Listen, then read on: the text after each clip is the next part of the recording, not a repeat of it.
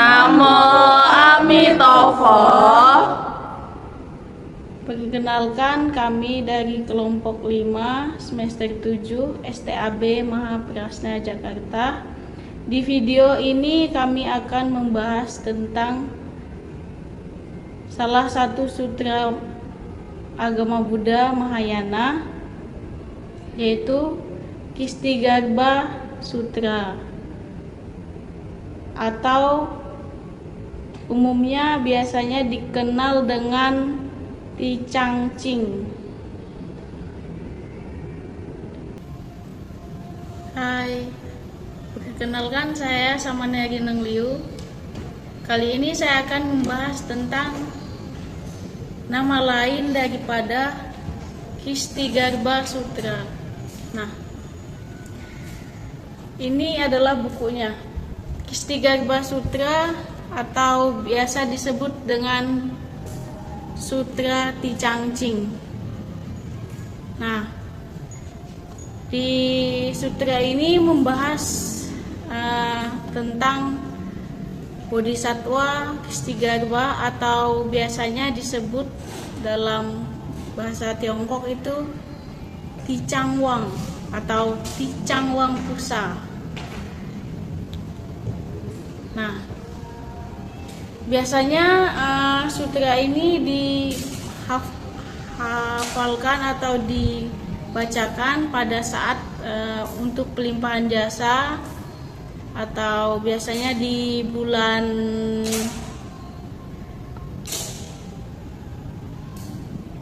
tujuh atau bulan bakti anak kepada orang tua. Nah, atau biasanya sering kita kenal dengan ulambana. Hai, perkenalkan, nama saya Bapak Mana. Di sini saya akan membahas asal usul Kistigarbha Sutra. Nah, di sini Sutra Kistigarbha Sutra berasal dari tradisi Buddhisme Mahayana, yaitu aliran Buddhisme yang menekankan cita-cita Bodhisattva sebagai penolong semua makhluk. Sutra ini berfokus pada ajaran ikrar Bodhisattva yang bertekad menyelamatkan semua makhluk yang berada dalam penderitaan, khususnya di alam rendah.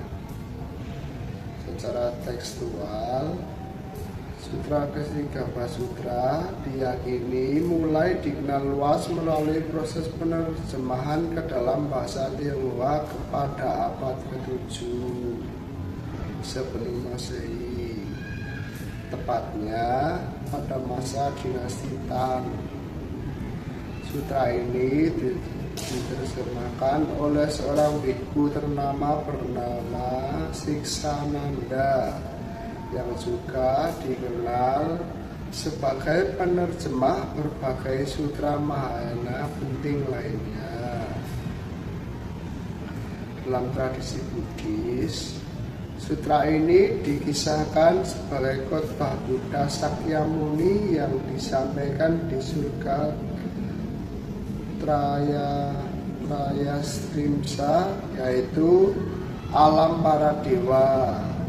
Khotbah ini disampaikan Buddha sebagai bentuk bakti kepada ibunya, Ratu Maya, sekaligus untuk menjelaskan ikrar agung dan praktik welas asih Bodhisattva Kistigarbha. Dari Tiongkok, Sutra Kistigarbha kemudian menyebar ke berbagai wilayah Asia Timur seperti Korea, Jepang, dan Vietnam. Di wilayah-wilayah tersebut, sutra ini berkembang menjadi salah satu teks utama yang digunakan dalam ritual penghormatan leluhur, doa untuk arwah, serta praktik pelimpahan jasa kebajikan. Dalam perkembangannya, Sutra Ksenigarba tidak hanya dipahami sebagai teks ritual, tetapi juga sebagai sumber ajaran moral yang menekankan hukum karma, tanggung jawab atas perbuatan, serta pentingnya welas asih dan bakti kepada orang tua. Dengan demikian, asal-usul Sutra Ksenigarba tidak dapat dipisahkan dari tradisi penerjemahan sutra di Tiongkok, serta kebutuhan spiritual masyarakat akan ajaran yang menekankan kepedulian terhadap makhluk yang menderita.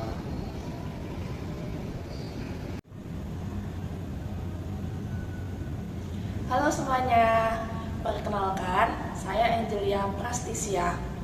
Di sini saya akan menjelaskan makna dan keistimewaan dari Sutra Ksenigarba atau Ticangjing. Nah, jadi makna utama dari Sutra Ksenigarba terletak pada ajaran tentang welas asih yang mendalam dan tanggung jawab moral terhadap semua makhluk. Bodhisattva Ksenigarba digambarkan sebagai sosok yang memiliki tekad kuat untuk membantu makhluk yang menderita tanpa membeda-bedakan.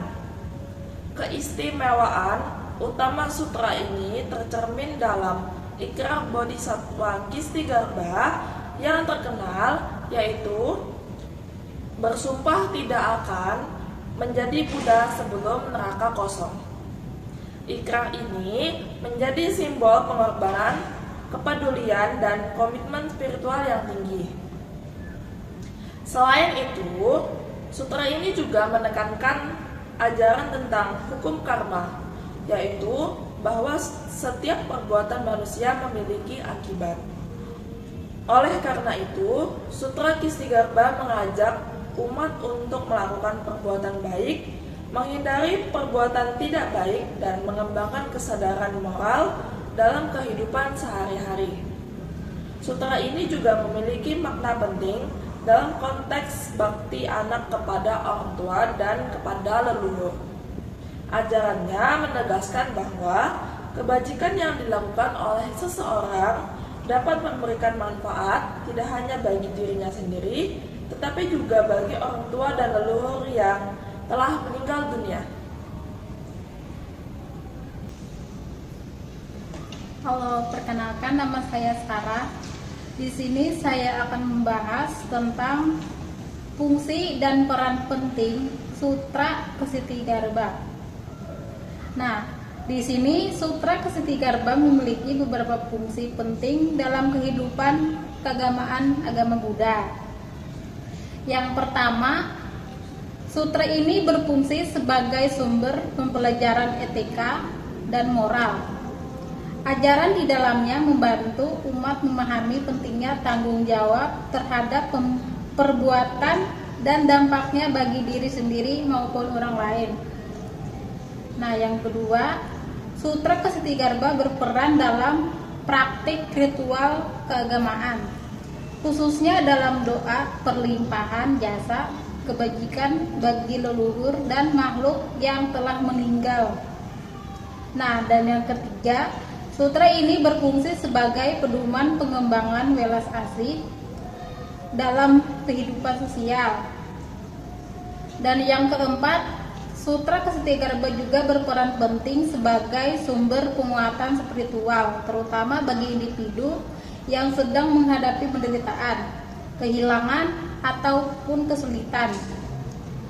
Ajarannya memberikan penghargaan bahwa penderitaan dapat dikurangi melalui kebajikan dan kesadaran diri.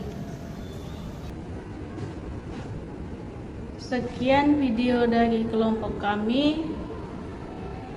Terima kasih. Namo Amitofo.